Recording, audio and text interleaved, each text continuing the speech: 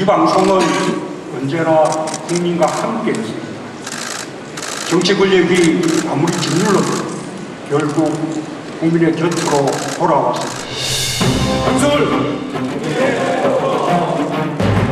무너졌던 공영방송의 제자리 찾기. 방송의 공정성을 지키기 위해 아직도 싸우는 사람들. 싸움은 아직 끝나지 않았다.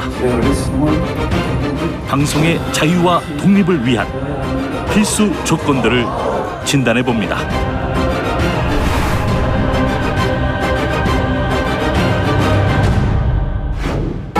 안녕하세요. 나라다운 나라. 이게 나라다를 만들어가는 국민 주권 시대. 정책 현장 속으로 앉은 걸. 박진입니다.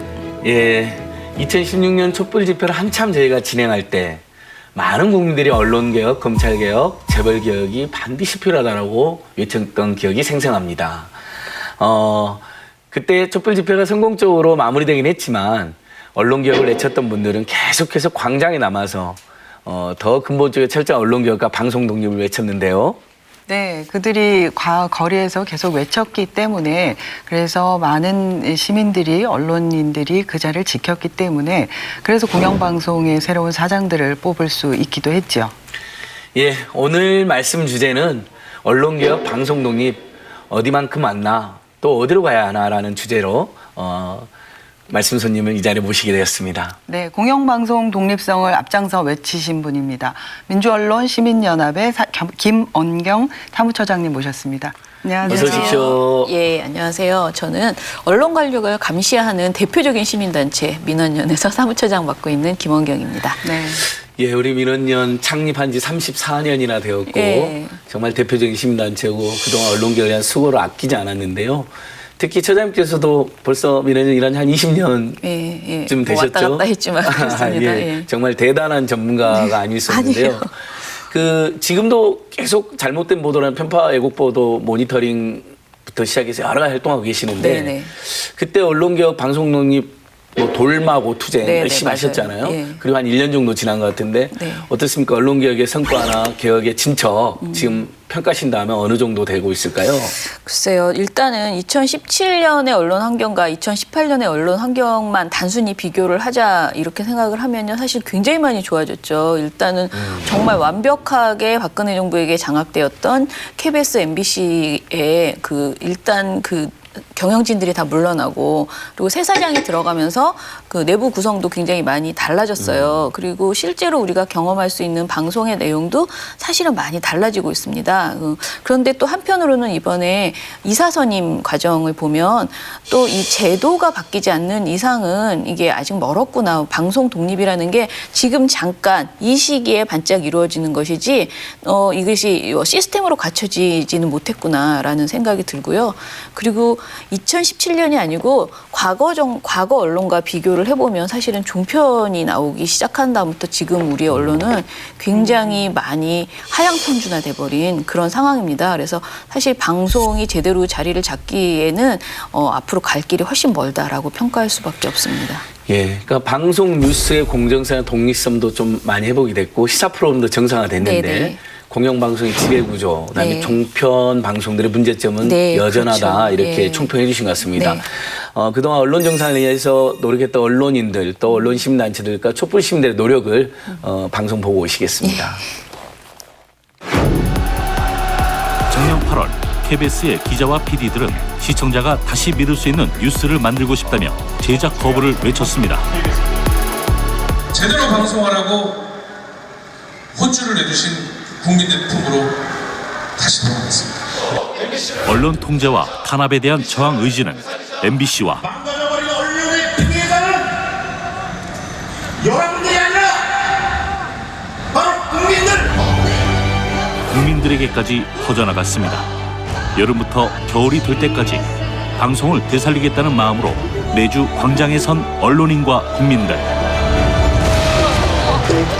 이 투표 결과에 따라서 김장겸 대표이사의 해임을 결의했습니다.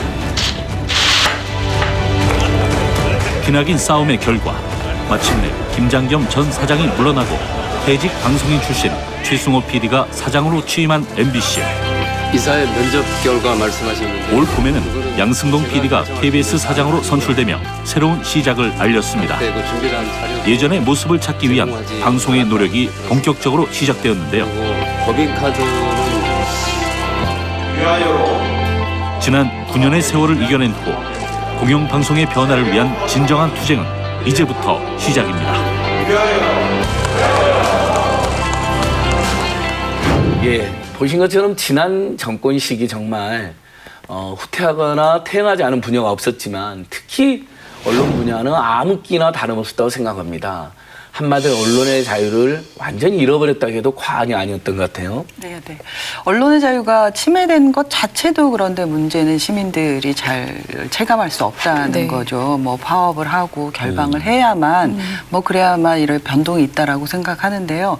그런데 실제로 피해는 시민들에게 어마어마하게 그렇죠. 오죠. 예. 어떻게 생각하세요? 사실은 그 언론은 정부 권력을 감시하는 역할이 굉장히 큰 존재잖아요. 그런데 이 언론이 정부의 장악이 돼버리면은 기본적으로 권력 감시를 아예 안 하게 되겠다는 거죠. 그리고 오히려 정부를 홍보하고 찬양하는 이런 도구로 전락해버리는, 어떻게 보면 나쁜 정부가 들어섰을 때 그 나쁜 정부의 나팔수 역할을 할 수밖에 없게 되는 그런 상황이 발생해요. 그러면 어떻게 되겠어요? 민주주의가 완전히 후퇴하겠죠. 왜냐하면 나쁜 문제점들을 전혀 말하지 않고 완전히 국민의 눈가귀를 가려버리게 되니까, 사실 이런 사례들이 언론의 그 언론 장악을 하려는 욕구는 사실 저는 어떤 정부든 마찬가지라고 생각해요. 자신들에게 유리한 방송을 해줬으면 하는 생각을 안 할 수 없고요.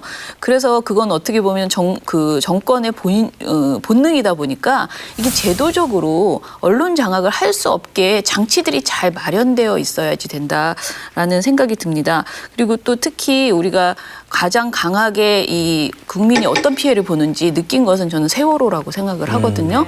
그러니까 세월호 때 맨 처음에는 그냥 단순 오보겠지라고 생각을 했죠. 우리가 전원구조 오보가 나왔을 때 실수이겠지라고 했는데 그 이후에 아주 뭐 굉장한 그 구조를 지금 하고 있는 것처럼 우리에게 완전히 제대로 된 보도를 전해주지 않아서 그 골든타임을 우리가 놓쳤고요. 그리고 그 이후에 제대로 된 그 세월호 그 법을 만들자고 했을 때 계속 이것을 반대하는 그런 여론만을 보도를 했어요. 그러니까 사실 세월호 참사로 인해서 국민들이 방송이 장악되면, 정부로부터 장악되면 우리가 얼마나 큰 피해를 받을 수 있는지 절실하게 저는 느꼈다고 생각을 하고요. 그래서 그 경험, 뭐 이것 말고도 사실 굉장히 많지만은 방송 장악의 그 공포, 이거를 우리가 확실하게 느낀 사례가 세월호였다고 생각합니다. 그러니까 저도 돌이켜보면 세월호 참사 관련해서 네. 유가족들이 진상규명을 울부짖을 때 일부 언론에서 박근혜 정부가 사실상 짜고 네. 유가족들의 뭐 과도하고 황당한 욕을 하고 있다는 식으로 여론 그렇죠. 몰아갔던 게 네. 기억이 나는데. 이명박 박근혜 정권 시기 신문과 방송에 남긴 왜곡, 편파 보도의 사례와 정권의 언론 장악 과정을 모니터하여 적나라하게 담은 언론 보도 보고서. 왜곡 편파 보도의 사례들. 4대강 사업 보도는 정부의 입장만 대변하며 문제점은 축소 보도.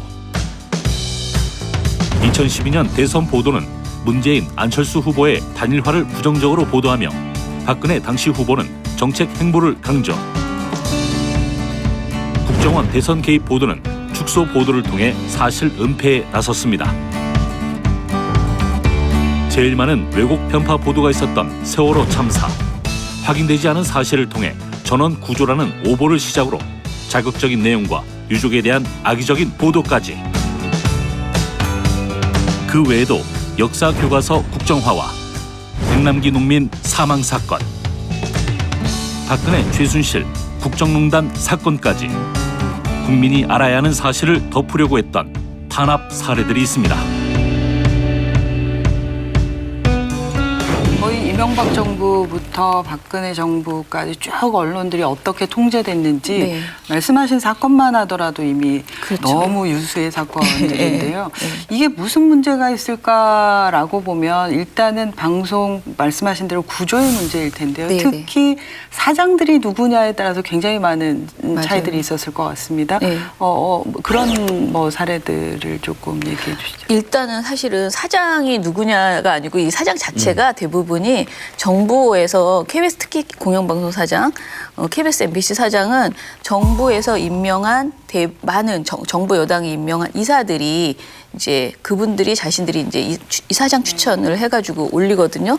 그러면 이제 대부분 그거를 그대로 짜고 치는 뭐처럼 이렇게 서로 사장이 됩니다. 그럼 이 사람들이 이제 오면서 어떻게 되냐면은 편파 방송을 잘 할 수 있는 자기 입맛에 맞는 사람들을 임명을 하죠. 그 편집국장이나 이런 분들을 쫙 그렇게 인사를 단행을 하죠. 그럼 그 인사들은 기존에 제대로 된 보도를 해왔던 사람들을 다 내쫓습니다.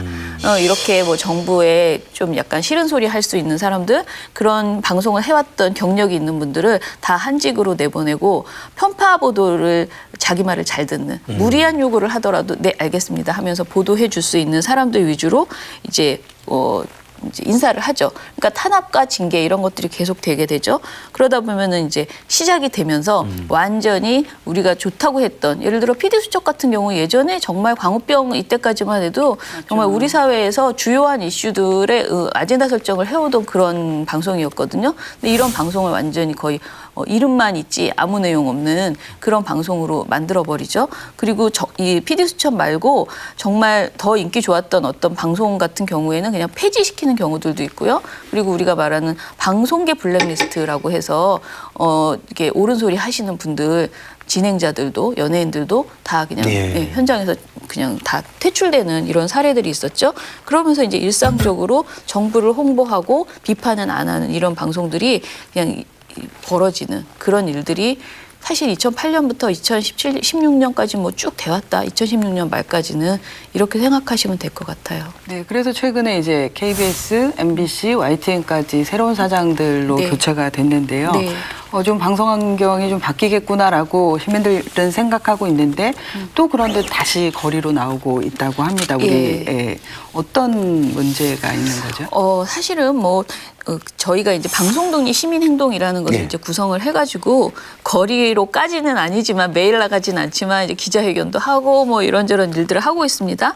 저희가 이제 올해 6월에 발족을 했어요. 그런데 방송독립 시민행동은 KBS, MBC 정상화 시민행동이라고 우리가 돌마고라고 말했죠. 돌마고가 사실 전환한 거예요. 돌마고 조직에서 조금 돌마고는 돌아오라 마봉춘, 고봉순. MBC와 KBS에 대한 애칭, 국민들이 지지할 때 불렀던 이름이었죠. 그래서 241개 단체로 구성이 되었고요. 이 지금 현재 방송독립시민행동은 그 전에 돌마고에 있던 모든 단체들이 그대로 이렇게 유지를 했어요. 그러면 우리가 왜 방송 독립을 이렇게 다시 얘기하는 그런 단체를 또 이렇게 굳이 살려서 다시 또 하고 있는가라고 생각을 해보면요. KBS, MBC의 사장은 그래도 바꿨지만은 아까 말씀드린 것처럼 지금 당장 사장이 바뀐 게 문제가 아니고 제도의 문제가 여전히 남아있더라라는 것이고요. 제도뿐만 아니고 이 정부의 현재 방송통신위원회가 방송의 독립성이라는 이 가치를 제대로 구현하는 데 있어서 부족하다라는 생각이 들어서요. 이런 부분에 대해서 법적 조항도 바꾸고 방통위를 감시하는 역할도 여전히 해야겠다라는 생각 때문에 저희가 이제 방송독립 시민행동을 만들었습니다. 그런데 이제 실제로 해보니까 이번에 KBS, MBC, EBS 이사가 다 바뀌는 시기였거든요. 올해 8월을 이제 앞두로 해서. 그런데 모든 이사 선임에 있어서 다 저희가 그 방송독립 시민행동에서 주장했던 부적격 인사들이 그대로 들어가는 경우들이 있었고요. 저희가 굉장히 강조했던 시민이 검증할 수 있는 시스템을 만들어달라라는 것이 사실상 제대로 되지 않아서 저희가 이런 부분에 대해서 자꾸 거리로 나가게 되는 그런 불상사가 일어납니다. 예. 여전히 수고스럽게 많은 활동하고 계시는데요. 특히 공영방송 지배구조의 개선이 매우 시급하다. 정치권의 입김, 특정 단체 입김이 여전히 자주지되고 있다라는 지적을 해주신 것 같은데, 그래서 저희들이 현장에서 그런 몫을 내고 있는 분들의 이야기를 담아봤습니다. 방송의 정상화를 외치던 시민과 언론인 모임이 방송의 독립을 외치며 다시 모였습니다. 방송의 공정성을 지키기 위해 정치권의 영향력에서 벗어날 수 있는 방송의 자유와 독립을 위해 검증된 이사 후보와 그 후보를 시민이 선택할 수 있는 방송법 개정안을 요구하고 있습니다. 예, 보신 것처럼 결국 언론이 정말 독립되고 방송이 제대로 된 역할을 하려면 특히 공영방송의 지배구조가 제대로 개선이 돼서 아무래도 권력의 이해관계를 가지고 있는 정치권 또 특정 이득과 관련돼서 입김을 이렇게 행사할 가능성이 높은 이익단체로부터는 방송국의 그 지배구조가 독립돼야 될 것 같은데 여전히 정치권의 입김이 계속 관철되고 있다는 거에서 아주 심각한 의문이 드네요. 예. 그러니까 지금 말씀하신 것처럼 사실 공영방송 지배구조 이렇게 말하면 너무 어려워요. 국민들이 뭐지? 라고 생각하시거든요. 그러니까 공영방송의 경영을 하는 이사회와 예. 그 이사들과 사장. 그렇죠. 예, 이분들이 주요 경영진, 이사회 이렇게. 이사회와 사장 이분들이 정말 중요한데요. 이분들을 사실상 정치권이 좌지우지하고 있다는 게 가장 큰 문제예요. 근데 이것이 법적으로 보장되어 있는가? 아니에요. 법에는 어떤 문구도 없습니다. 그러니까 방송의 독립과 공공성을 실현할 수 있는 좋은 인물을 그냥 선임하라라고 되어 있는데 그 대표성을 국회가 가지고 가서 국회가 여야 나눠먹기식으로 너는 7명, 나는 뭐 5명 뭐 이런 식으로 각 방송사마다 이사수가 다르니까 그 조금씩 달라요, 퍼센트는. 그런데 그렇게 이사를 계속 추천해 왔고요. 그렇게 추천하면은 거의 그것이 이제 돼왔던 거죠. 그런데 우리가 이제 이게 관행처럼 자꾸 이렇게 되고 있는데 이분들이 들어가서 잘했으면 제가 또 말을 안 합니다. 뭐 국회라는 것이 결국은 국민의 대표성을 가지고 있는 곳이다 보니 국회가 추천해서 무조건 나쁘다라고 말하기 처음에 어려웠을 거예요. 그런데 들어가셔서 자기를 추천해준 정당의 주장만을 그 정당에서 요구하는 어떤 방송에 대한 내용만을 계속 이제 주장하고 있는 거죠. 말도 안 되는. 그러니까 공영방송이라는 것에 대한 가치는 거의 모르고 자기를 추천한 정당의 가치만을 주장하는 이런 분들이 너무 많았어요. 그러다 보니까 이건 안 되겠다. 이거는 국회가 계속 이렇게 추천하는 것은 분명히 문제가 있다라고 이야기를 한 거고요. 그러니까 시민사회가 이렇게까지 강력하게 반대하게 된 데는 사실은 원제가 정당에서 그동안 너무 못해왔다. 추천을 하더라도 사실 굉장히 그 방송의 공공성에 맞는 독립성을 지키고자 하는 분들을 보냈다면은 저는 여기까지 안 왔다고 생각을 하거든요. 그러니까 뭐 사실은 법에 그런 게 있지도 않은데 관행적으로 정치권이 그렇죠. 일종의 나눠먹기를 한 네, 거였네요. 그래서 얼마 전에 KBS에서는 시민 자문단이 뭐 이사를 추천했다고 들었는데요. 뭐 이런 어떤 방법들이 그러면 계속 생기는 건가요? 그러니까 KBS는 그 이사 추천이 아니라 사장을 뽑을 때 사장을 선출할 때요 시민 자문단 비슷한 것을 이제 구성을 했어요. 그래서 이게 이제 KBS 이사회가 결정을 했던 거예요. 당시 KBS 이사회가 우리가 이번 사장을 뽑을 때는 시민 자문단을 하겠다 하면서 당시에 이제 신고리 원전 공론화 방식이 있었잖아요. 그 공론화 방식을 약간 미니로 작게 구성을 해서 한번 해본 거예요. 그래서 그 후보들에 대해서 뭐 정견, 질의응답, 집단 토론 이런 것들을 통해서 이분들의 의견이 선출 과정이 100%는 아니지만 시민의 의견들이 굉장히 많이 반영되는 그런 방식을 해봤습니다. 이것을 해보면서 우리가 굉장히 성공적인 사례였다라고 생각을 했고요. 그래서 그 다음에 우리가 이번에 이사를 뽑을 때도 이런 식의 시민 검증을 방송통신위원회에서 운영해 주기를 바라고 이제 요청을 했는데요. 이것은 거절되었었고요. 방송통신위원회는 대신 시민의 의견을 각계각층의 시민의 의견을 그냥 개별적으로 받아보겠다 하면서 방송통신위원회 홈페이지에 각 이사 후보에 대한 이력서, 그러니까 개인정보 빼고 뭐 정견, 본인들이 쓴 그 자기 뭐 생각들 있잖아요. 이런 것들을 그냥 공개를 했어요. 그런데 이런 방식으로 받아들여서 할 수 있는 그 여론이라는 것이 사실 사람들이 무슨 그 이사 한정적이죠. 수많은 사람들에 네. 대해서 뭘 알겠어요. 그러니까 사실 제대로 되지 않았고요. 그래서 우리가 굉장히 이번 이사 선임에 있어서 아쉬웠다. 국민의 의견을 적극적으로 받아들이는데 그 받아들이는 수준이 아니고 찾아 나서서 그분들의 목소리를 듣는 이런 장치가 부족했다라고 지적을 하고 있습니다. 그러니까 그동안 언론 독립을 오히려 침해하고 방송 공공성을 앞장서서 무너뜨렸던 사람들이 이사 후보로 막 추천이 되고 예, 예. 그래서 많은 시민들과 우리 민원연을 필두로 한 언론개혁 단체들이 반대 입장을 냈는데도 네. 결국 그냥 이사로 이렇게 임명이 되더라고요. 네, 저도 네. 그 과정을 차분히 본 적이 있는데 네, 네. 그렇다면 결국은 시민자문단처럼 이렇게 좀 굉장히 더 이렇게 시민들의 목소리가 많이 들어가는 그런 이사 선출 과정, 네. 또 사장 선출 과정이 제도적으로도 필요해 보이는데요. 네, 네. 특히 이제 어떤 사람이 사장이 되냐면 매우 중요하다면 그 사장을 뽑는 과정과 절차, 형식 네. 이런 부분들이 제도적으로 독립적이고 좋은 분들이 될 수 있도록 보장해야 될 텐데 그런 부분이 지금 얼마나 진척되고 있는지 특히 최근에 방송통신위원회에서 그 미래발전위원회, 네, 맞아요. 미래방송발전위원회 네.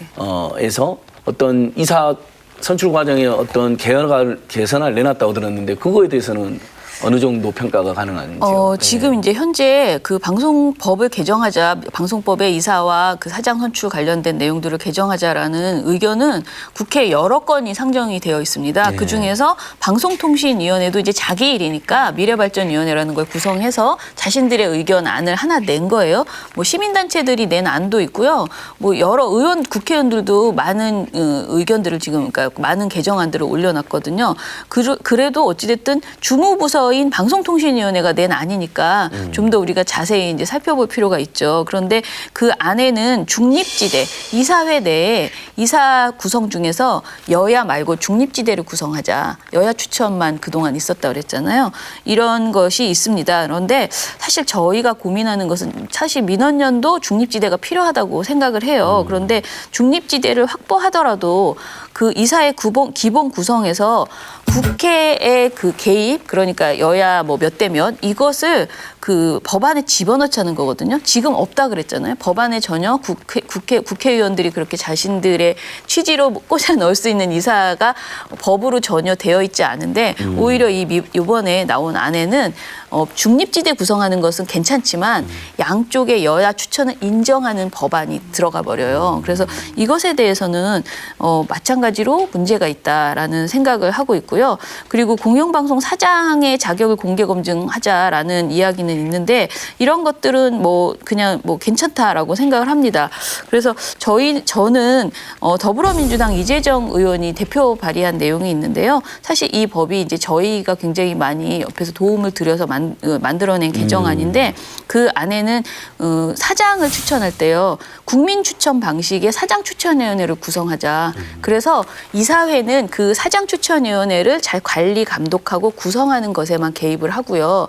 사장 추천은 국민의 손에 맡기자라는 안을 지금 이재정 의원 안으로 저희가 내놨습니다. 그래서 이 모든 것들을 다 열고 좀 경론을 통해서 우리 사회가 방송법을 제대로 만들어냈으면 좋겠다라고 생각을 합니다. 저는 이렇게 이제 지배구조 개선도 이렇게 계속 추진하되 한편으로 보면 이 제작 현장에서의 제작과 편성의 자율성과 독립성 보장 이것도 매우 중요할 것 같은데요. 예, 그럼요. 그러니까 사실 방송사 그 종사자들은요. 공영방송 지배구조 개선 그 자체보다 편성의 독립 그리고 자율성을 보장하는 거 이것만 되면 사장이 좀 누가 와도 그냥 좀 무능하고 그래도 그냥 우리를 그러니까 정말 그 편성이나 이 방송 내용에 개입하지 못한다면 그래도 우리가 참을 수 있었을지도 모른다라는 이야기를 계속 하는 거예요. 이거 굉장히 중요하다. 이 경우에는 그런 편성과 뭐 이런 제작에 독립성을 확보하지 안 됐을 때 그렇게 참견하고 막 그랬을 네네. 때 그걸 제재할 수 있는 규정이 방송법에는 없나요? 예, 그러니까 방송법에 굉장히 모호하게 되어 있습니다. 그리고 강제성이 없어요. 그런데 방송법이라는 것이 어찌됐든 뭐라고 되어 있냐면 종합편성 또는 보도에 관한 전문 편성을 행하는 방송사업자. 그러니까 우리가 아는 거의 모든 방송사예요. 이들은 방송 프로그램 제작의 자율성을 보장하기 위해서 취재 및 제작 종사자의 의견을 들어 방송 편성 규약을 제정하고 공표하여야 한다라고 했어요. 그리고 실제로 이것을 규약을 다 제정을 했어요. 안 지켜요. 안 지켜도 강제성이 없습니다. 결국 그러면은 법에 그런 제재 규정을 넣는 법 개정안이 좀 필요한 거거든요. 그렇죠. 그래서 이제 조금 지금 있는 이 안을 그 경영과 편성, 제작을 분리 독립시키는 데 필요한 내용을 구체적으로 명시하는 그런 것이 필요하다라고 했고요. 그래서 뭐 편성위원회를 의무화한다라든가 이거 굉장히 반대합니다. 종편이 막 굉장히 힘들어하고 이것 때문에 방송법을 개정하자고 할 때마다 여론이 그 보수 언론의 여론 그 작업이 아주 굉장합니다. 그렇게 반대하고 있고요. 그리고 편성위원회 자체가 만들어지는 게 뿐만 아니고 기능이 굉장히 강화돼야 되는 거죠. 이런 부분들에 대한 요구를 계속 해나가고 있습니다. 그러니까요. 지금까지 우리 김원경 사무처장님과 함께 그 방송 독립을 위해서 진짜 정치권의 이해관계가 아니라 그야말로 제대로 된 방송법 개정 이번 기회는 이루자 이런 말씀을 하셨는데요. 또 마지막으로 이제 시청자들과 그리고 언론인들에게 좀 더 드리고 싶은 말씀이 있다면 좀 한마디 부탁드리겠습니다. 뭐 저는 약간 우는 소리를 많이 하니까요. 이제 그 지금 현재 이제 종편의 방송 내용이 사실상 문재인 정부 들어서서 나아지지 않았습니다. 뭐 공영방송은 좀 나아졌다고 했죠. 그나마 SBS, JTBC 공영방송이 그나마 이제 제대로 된 보도들을 좀 내놓고 있는 상황이어서 국민이 느끼시기에는 이전보다 좀 많이 좋은 보도들이 많이 나오고 있고 볼만하다라고 생각하실 수도 있는데요. 종편의 시사 토크쇼나 이런 데에서는 여전히 굉장히 뭐 정부를 비판하는 거 당연히 할 수 있습니다. 문재인 정부라고 비판받지 않아야 된다는 거 아닙니다.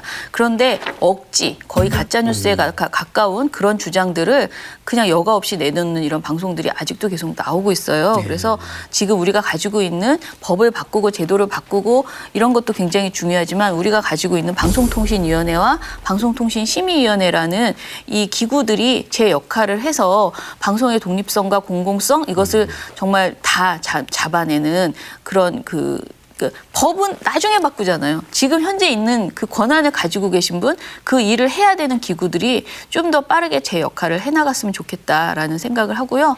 또 하나 부탁드릴 것은 방송이나 언론에서 문제가 있다고 보시면요. 저희 민원연에 제보를 좀 많이 해주세요. 왜냐하면 저희가 모든 것을 모니터할 수 없습니다. 요즘 가짜뉴스 때문에 굉장히 속상하시잖아요. 그럼 저희한테 제보를 해주시면 저희가 가지고 있는 힘으로 최대한 해보고 안 되면 방송국에 제보라도 해서 이거 좀 해달라고 부탁드리겠습니다. 그러니까 방송의 문제점 보시면 그냥 화내고 지나가지 마시고요. 제보를 적극적으로 해주셨으면 좋겠습니다. 맞습니다. 요즘 뭐 너무나 많은 가짜뉴스나 명백하고 악의적인 오보가 많으니까 우리 국민들도 진짜 힘들고 짜증나더라고요. 아직 갈 길이 멉니다만 지난 9년 동안 퇴행과 후퇴가 너무나 많았기 때문에 사실은 지금 좀 힘겨운 면도 있는 것 같습니다. 하지만 우리 민원연 또 언론개혁 시민단체들이 열심히 활동하기 때문에 저희들이 그분들과 함께 언론개혁이나 방송 독립을 계속 잘 주창해 나가면 좋을 것 같습니다. 네. 국경 없는 기자회라고 있습니다. 매년 그 언론 지수, 각국의 언론 지수를 좀 평가를 하고 발표를 하는데요. 한국이 180개국 중에서 43위를 기록했어요, 올해. 그런데 그게 지난해보다 20단계가 상승한 결과라고 합니다. 와, 많이 상승했네요. 근데 그래도 43위는 아직 너무 미진하네요. 그렇죠? 아직 미진하고요. 그리고 방송 보는 것과 또 다르게 구조 자체가 변화해야 되는 과제들이 여전히 있는 건데요. 어쨌든 이것은 모두 다 시민들의 감시 그리고 언론인들의 성찰과 실천을 통해서 만들어진 결과라고 봅니다. 그렇기 때문에 아직도 우리에게는 더 많은 감시, 이 시선을 놓치지 않고 방송 환경이, 언론 환경이 바뀔 수 있도록 계속적으로 주시해야 될 것 같습니다. 예, 언론개혁 또는 언론 정상화 관련해서 사실 이야기해야 될 주제가 굉장히 많습니다. 뭐 오늘 가짜뉴스 이야기도 나왔었는데요. 근데 오늘은 이제 방송의 공공성 독립성 이야기하다가 시간이 훌쩍 지나버렸는데 우리 김원경 처장 한 번 더 모셔야 될 것 같습니다. 네, 네. 네, 앞으로 방송뿐 아니라 이제 앞으로 또 뭐 신문, 일간 신문 뭐 그렇죠. 이런 것도 짚어봐야 되고 말씀하신 대로 지금 화제가 되고 있는 가짜 뉴스 굉장히 심각한 문제거든요. 차근차근 짚어서 그야말로 나라다운 나라를 만들기 위해서는 언론이 바로 서는 그런 환경부터 만들어야 될 것 같습니다. 오늘 국민주권시대 정책 현장 속으로는 여기서 마치겠습니다. 함께해 주신 시청자 여러분 진심으로 고맙습니다. 네, 다음 주에 뵙겠습니다. 다음 주에 뵙겠습니다. 감사합니다. 근데 난 아무것도 모른다. 궁금한 말씀 질문해라. 10년 3월 이후 그리고 그 이전에 벌어졌던 MBC의 뻗쳐왔던 검은 손 이제 확실하게 드러내야 되지 않겠습니까? 흘리면서 서로의 아픔에 수등감을 했었는데